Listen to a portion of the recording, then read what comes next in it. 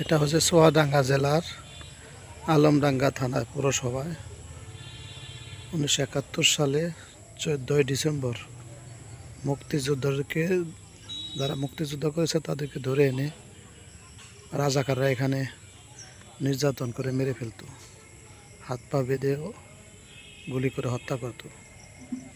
এই জন্য এটাকে বৌদ্ধ ভবন বলে পরিচিত, এভাবে রাখা হয়েছে। বৌদ্ধভূমি এটার নাম।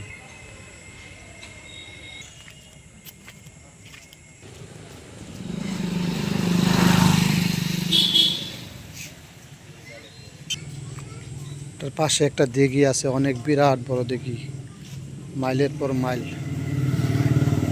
অনেক জায়গা জমি আবাদ করে পানি এখান থেকে নিয়ে, বিরাট বড় দিঘি।